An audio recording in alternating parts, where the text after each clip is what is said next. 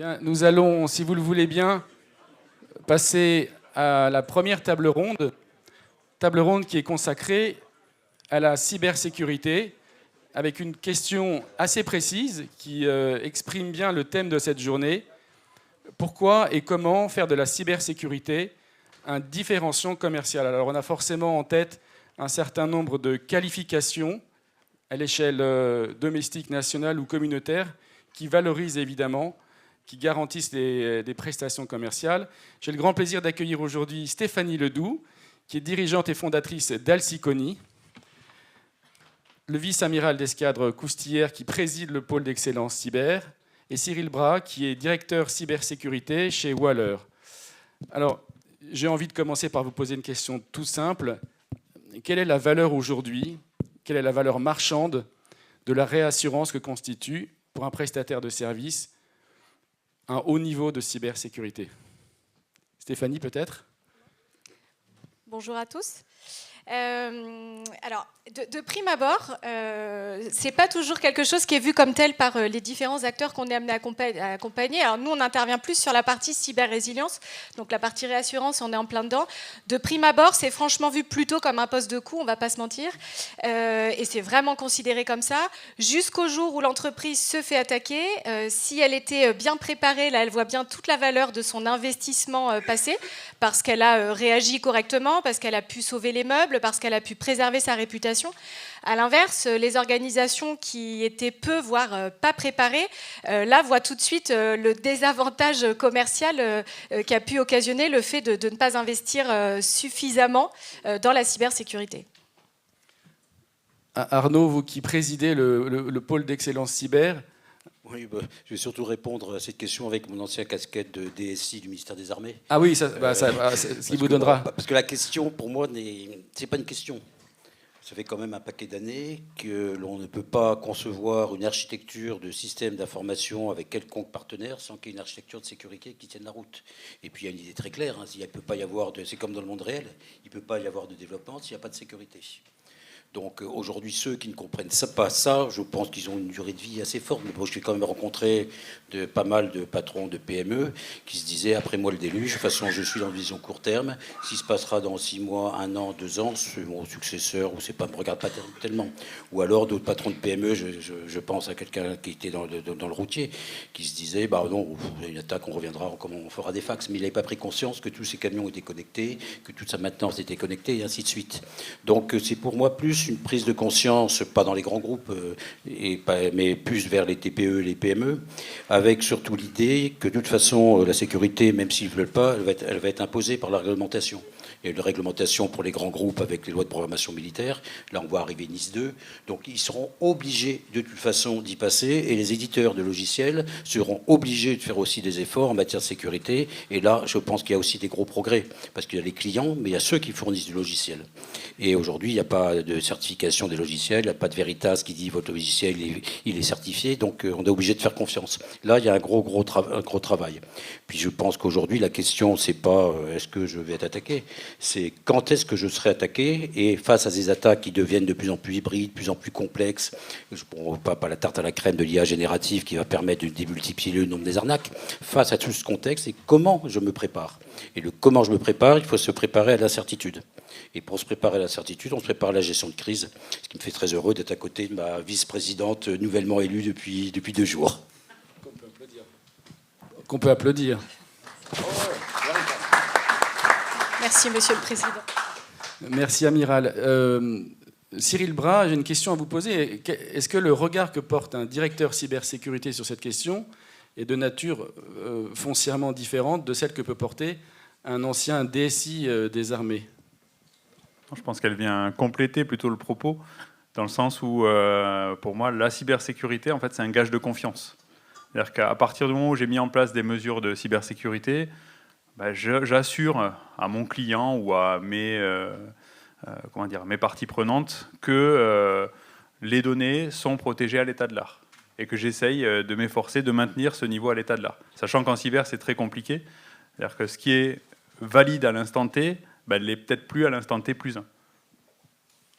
Entendu, merci beaucoup. Une question que je pose à vous trois présents. Quelle est, selon vous, la relation qu'entretient l'impératif technique de cybersécurité avec l'aspiration à la souveraineté. Est-ce qu'on peut être cyber, je ne sais pas quel est le terme d'ailleurs, est-ce qu'on peut être sûr au plan de la cybersécurité sans pour autant recourir à des solutions qui sont souveraines? Ou est-ce que ça vous semble, les deux vous semblent absolument indissociables? Ouais, moi je pense qu'il y a quelque chose d'important dont il ne faut pas se leurrer.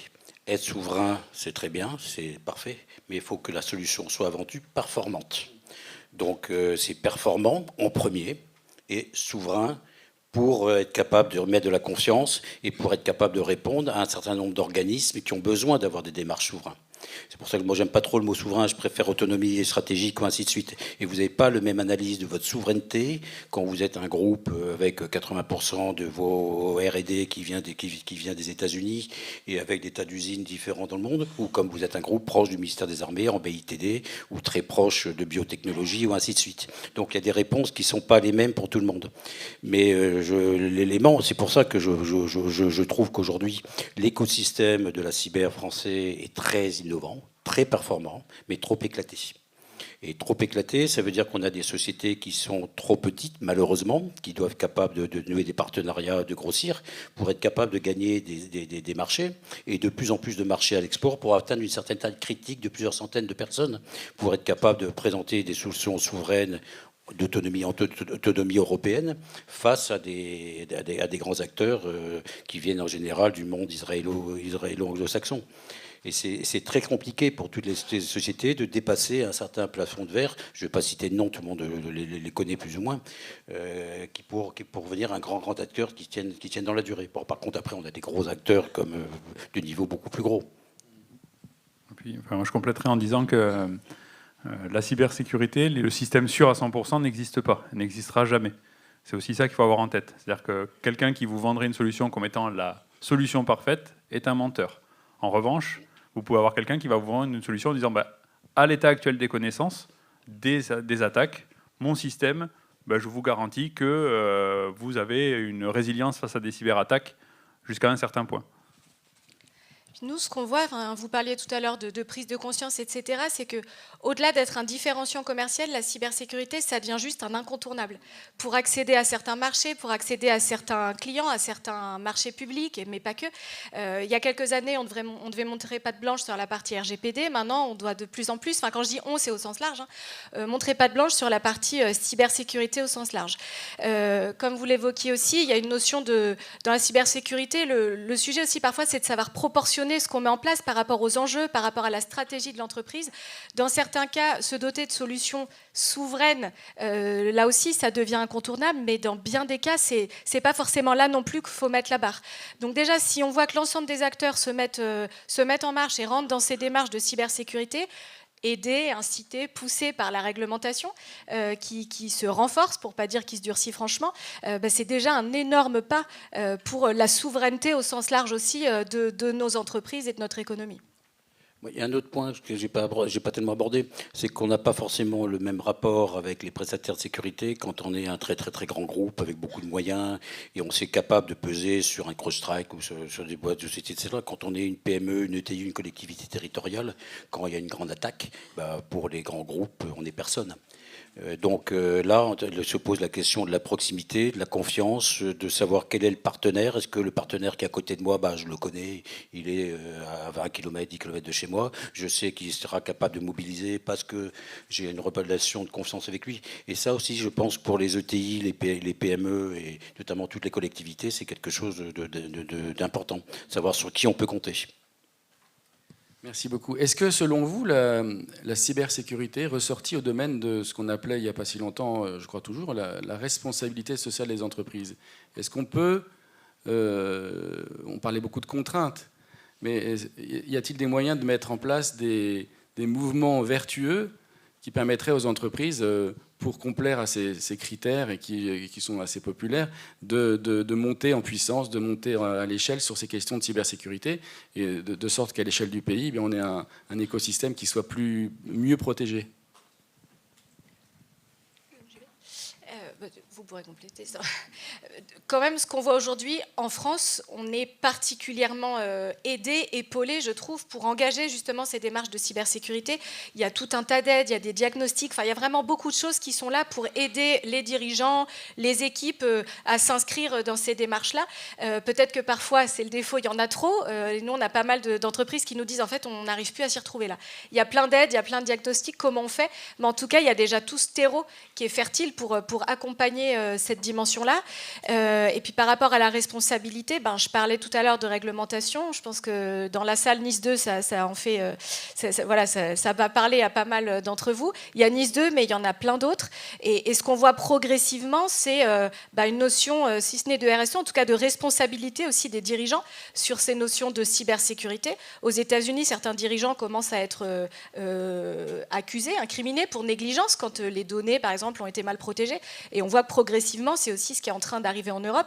Et c'est peut-être une bonne chose pour justement inciter tout le monde à s'y mettre, en fait. C'est plus une option, la cybersécurité. Ça fait partie de la menace, vous l'évoquiez tout à l'heure. À nous de faire en sorte, justement, nous, entreprises au sens large, de faire en sorte que ça nous permette d'évoluer et de croître plus rapidement. Pour compléter, on a évoqué tout à l'heure rapidement le RGPD. Le RGPD qui est rentré en vigueur en 2018 et qui impose de la sécurité par conception dans les produits.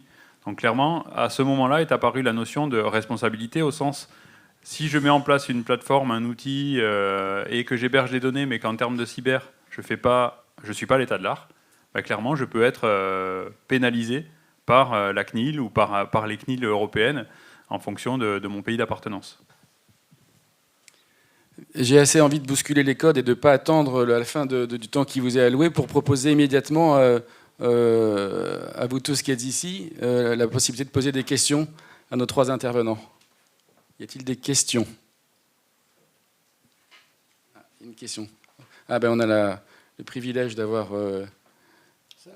Sax parmi nous, pour ceux qui ne connaissent pas, grand expert en cybersécurité. Est-ce qu'on peut... Parle fort. Non, c'est bon, le micro arrive.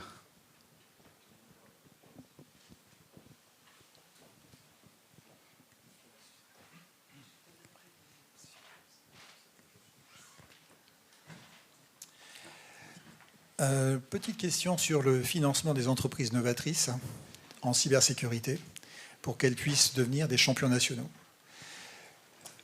Arnaud, plus précisément, est-ce que tu aurais une petite idée sur l'art et la manière de financer rapidement des sociétés novatrices en mobilisant finalement les grandes entreprises publiques et administrations pour qu'elles puissent avoir le niveau de fonds requis en 2 ans pour devenir ensuite des champions nationaux?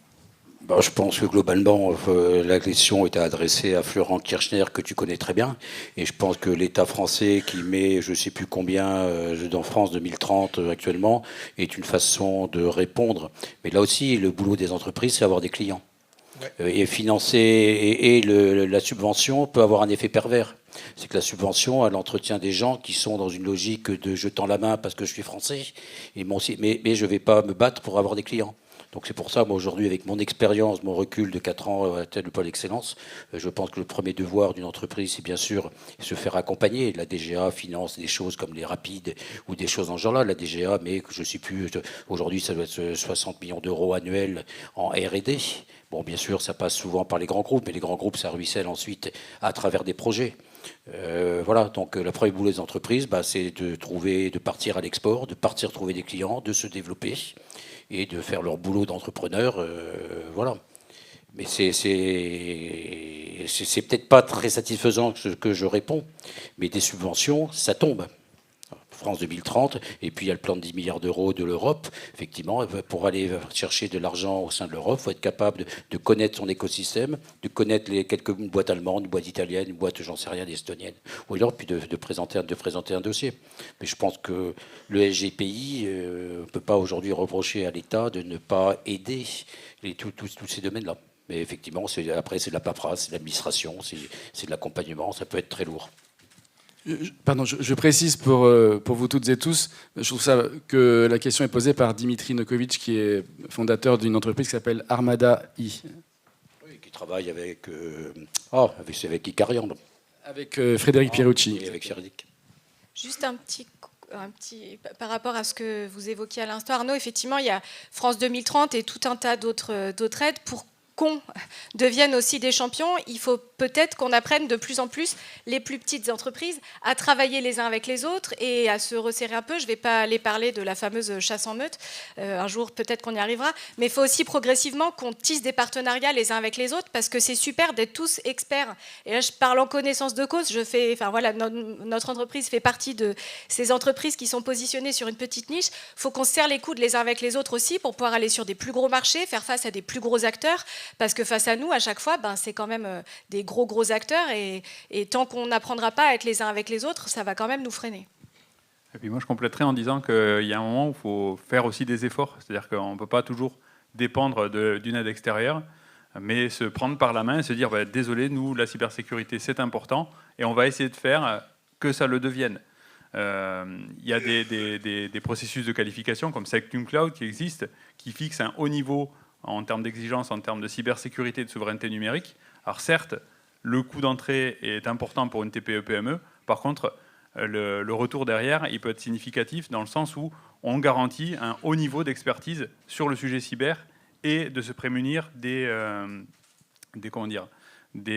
indépendants, ou d'être complètement indépendant des risques liés aux lois extraterritoriales.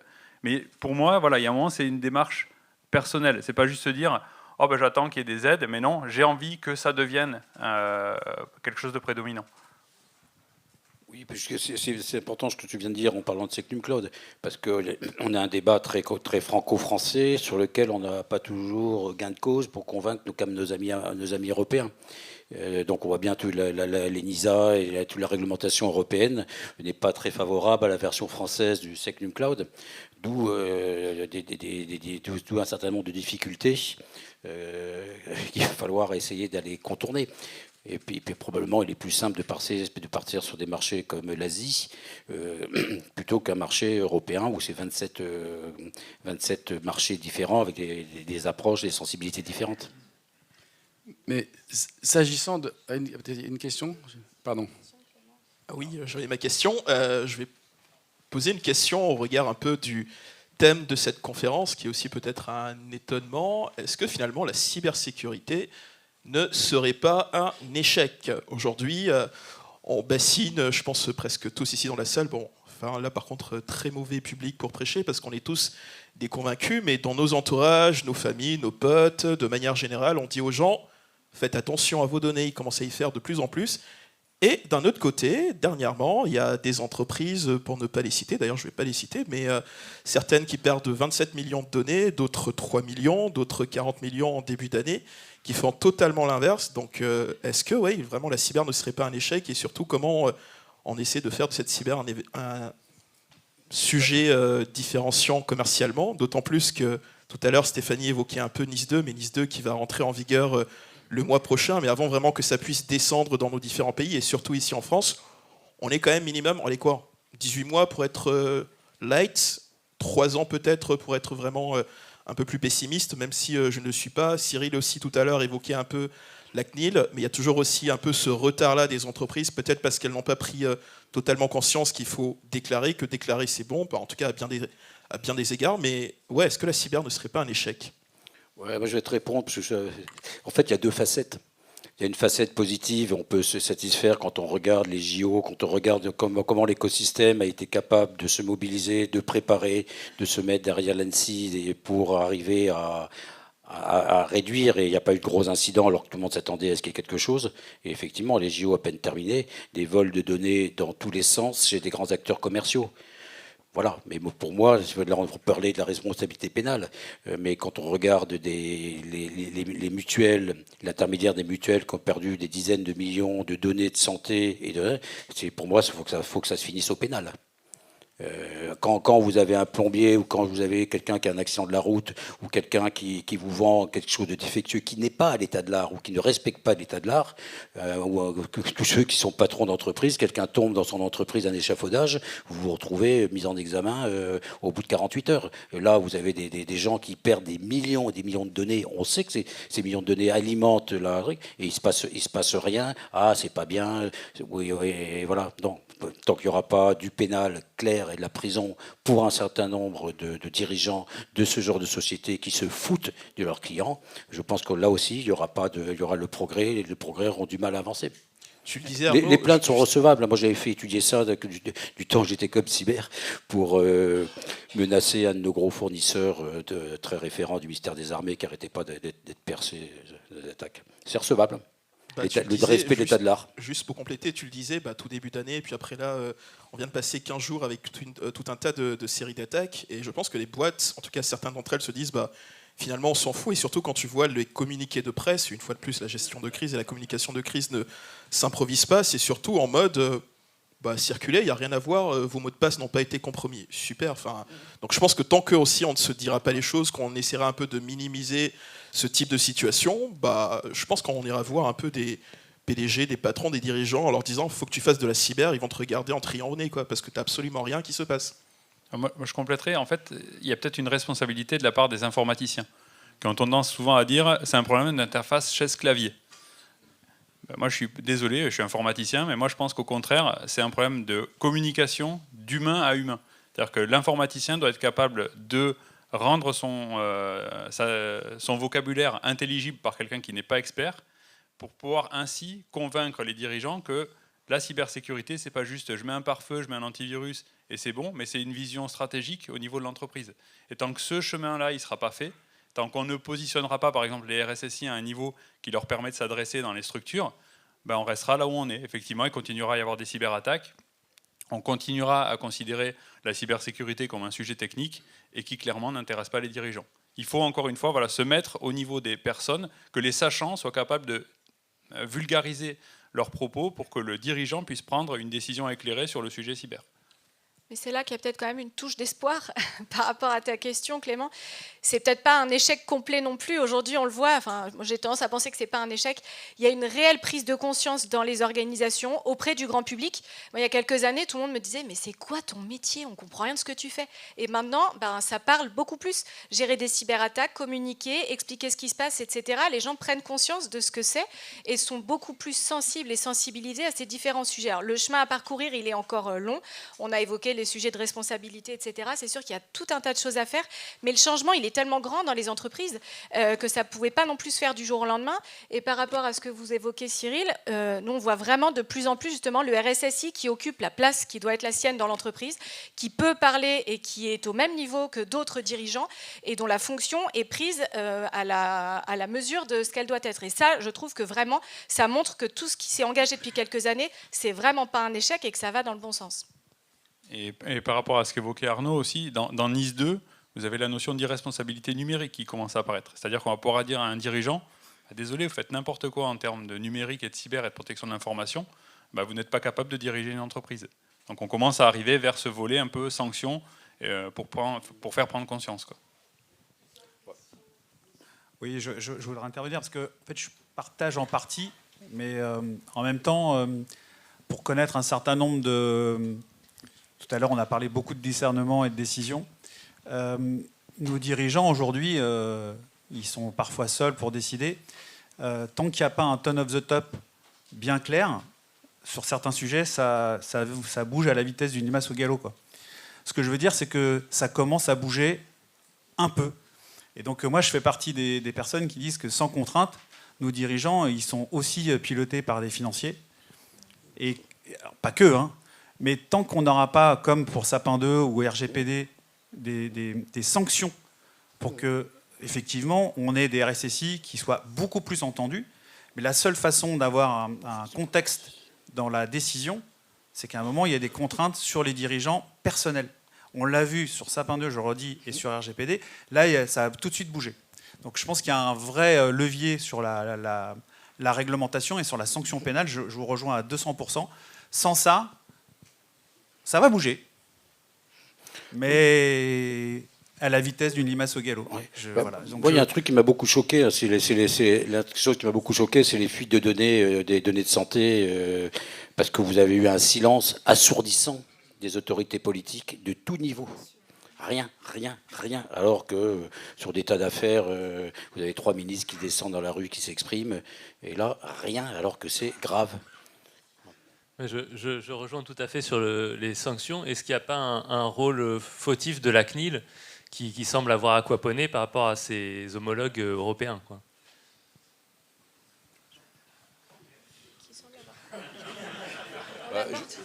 La CNIL qui semble avoir Aquaponé. Oui. En fait, ce qu'on constate avec le RGPD, c'est qu'il y a peut-être un essoufflement. Dans le sens où, au départ, tout le monde s'est bougé, s'est dit, oula, il faut que je désigne un DPO. Alors, dans les cas des collectivités, par exemple, je connais assez bien, c'est, la secrétaire de mairie, tiens, vous allez être DPO. Et puis, au final, il y a eu des sanctions sur certaines entités, mais le secteur public n'a pas été sanctionné. Donc, on se dit, finalement, je peux ne pas être conforme au RGPD, il ne se passe rien. L'arrivée de Nice 2, je pense qu'elle muscle vraiment ce côté-là, et elle vient renforcer ce volet sanction qui va forcer tout le monde à se saisir du sujet. Oui, il n'y a que ça qui va marcher, hein, de toute façon. Et au premier chef, en fait, les fournisseurs de solutions numériques qui sont les premiers concernés et qui, du coup, vont devoir faire de la cyber et, par cascade, en fait, vont amener de la cyber chez des clients qui ne posaient pas la question. Une question, au fond. Oui, bonjour, David Bilap, à l'appareil. Voilà, j'ai une question quand même qui me taraude parce qu'on parle de sanctions, mais avant tout, est-ce que ce ne serait pas la priorité de récupérer notre souveraineté du réseau? Parce que quand on regarde bien, le réseau est américain. À 90% du temps, tout passe, on ne contrôle rien. On regarde que tout ce qu'on a passe par des data centers étrangers. Et est-ce qu'il n'est pas possible de créer son propre réseau français qui avait été étudié il y a quelques années? Et si on ne peut pas faire comme d'autres pays, comme la Chine, qui durcissent leur réseau et qu'on me dise que c'est pas possible, je prends l'exemple de Google ou Facebook qui se sont pliés aux règles chinoises. Et là-dessus, c'est un peu plus sécurisé. Moi, j'aurais envie de dire la réponse actuelle, c'est Secnum Cloud. C'est pas l'ensemble du réseau, parce que le chantier il est colossal. Par contre, on peut commencer par des briques, où on peut se dire, sur cette brique-là, là, je sais que je suis souverain. Je sais que les choix technologiques qui ont été faits, je sais que la structure, etc., est souveraine. Le reste, oui, ça serait bien, mais moi, ça me paraît utopique à l'heure actuelle. Peut-être une dernière question. Parce que là, on parle beaucoup d'entreprises, mais je pense aux collectivités de façon un peu plus globale, et même les écoles. Je prends mon école de commerce qui n'a pas arrêté de se faire cyberattaquer et qu'on reçoit des mails il faut donner tant d'argent, etc., alors qu'il n'y a pas de raison. Comment, eux, on les sensibilise? Parce que ils n'ont pas forcément les moyens. Enfin, ils ne mettent pas les moyens. Non, ils ne mettent pas les moyens dedans, mais par exemple, les écoles, pareil, Pronote vient d'être qualifié Secnum Cloud, mais il y a plein d'écoles, d'universités qui... On les laisse un peu tranquilles dans leur coin, on leur dit vous formez les gens, mais il n'y a pas réellement de démarches qui sont mises en place. Comment on peut faire pour sensibiliser les jeunes, les nouvelles générations qui aujourd'hui se disent oui, je ne suis pas concerné, bon, ok, je vais me faire pirater mon compte de jeux vidéo ou quoi une fois et puis c'est bon, quoi. Comment on les sensibilise? En fait, c'est pas différent. Pour moi, les étudiants ou le reste de la population n'est pas différente, en fait. C'est juste, il faut une prise de conscience. Et à l'heure actuelle, la prise de conscience, elle passera que par des claques, clairement. Alors, il y a les claques violentes. J'ai été cyberattaqué, mes données sont dans la nature. Finalement, tiens, je commence à avoir des crédits qui sont souscrits à mon nom. Je peux plus justifier mon identité. Et pour une entreprise, c'est l'atteinte à l'image. J'ai été. Là, on parle des quelques groupes qui ont été cyberattaqués, qui minimisent la situation, mais quelque part, leur image, elle est écornée. Donc je pense qu'il y a le côté réputation qui va jouer pour forcer à évoluer, et le côté réglementaire qui va arriver par les fournisseurs de solutions qui vont être forcés de faire de la cyber, et du coup ça va devenir naturel, et peut-être que ça va obliger les gens à être plus exigeants. Non, mais globalement, vous avez raison. La menace avance beaucoup plus vite et beaucoup plus innovante que l'usine à gaz qu'il faut déployer pour se défendre. Donc là, vous avez un grand écart entre une menace qui devient galopante et surtout multiforme, avec de plus en plus d'arnaques simples qui ne coûtent rien à développer. Et puis à côté, il y a toujours des attaques très compliquées. Et puis une défense qui est quasiment lourde, qui demande beaucoup de vigilance de chacun d'entre nous. Le début de tout ça, c'est quand même les 10 gestes d'hygiène informatique qui portent bien leur nom, donc qui sont préconisés depuis maintenant quasiment 10 ans ou voire plus par l'ANSSI. Ça s'appelle bien de l'hygiène. Donc pareil, quand on sort le matin, on se lave les mains. Pareil, en matière de cybersécurité, c'est 10 règles, mots de passe, des trucs très simples qui vous permettent de quand même d'éliminer une bonne proportion des attaques, du moins pas de se faire avoir. Puis après, aujourd'hui, il y a toutes les arnaques. Donc en gros, faut plus cliquer si vous connaissez pas, quoi. Peu de choses près. Et les SMS, faut limiter aussi. Voilà. Puis nous, on le voit, ce qui marche très bien, c'est quand même les témoignages. Juste de raconter une entreprise qui explique comment ce qu'elle a traversé, parce qu'en fait, c'est très abstrait, une cyberattaque. Un jeune, un étudiant qui va expliquer comment ces données ont pu être exploitées. C'est ça aussi qui marche et qui fait qu'on arrive à ramener du concret dans ces sujets qui semblent très abstraits, où effectivement, tout le monde dit c'est pas grave, qu'est-ce que tu veux qu'on fasse avec mon numéro de passeport, mon adresse, etc. Alors bon, ça, voilà, c'est en témoignant progressivement, ça fait sourire dans la salle, mais c'est au travers des témoignages, on le voit qu'il y a vraiment cette prise de conscience. Je pense que ce mot-là, on l'a beaucoup répété, qui s'opère et qui fait que derrière c'est concret. Et ensuite, c'est par la mise en pratique, en se confrontant à ce que c'est en fait ce type de situation aussi, qu'on arrive à vraiment progresser sur ces sujets-là. Il ne reste plus qu'une minute avant le terme de cette table ronde. Je vous invite de vous poser à chacun et chacune une question express. Vous venez d'apprendre qu'on vous confie le ministère du numérique. Quelle est la première mesure que vous prenez ? Je continue sereinement ma retraite. Stéphanie ? Je fais en sorte que NIS 2 soit transposé le plus rapidement possible et appliqué, franchement, parce que c'est vraiment utile. Et moi, je dirais qu'on crée un ministère, ou en tout cas un secrétaire d'État à la cybersécurité. Excellent. Un grand merci à tous les trois.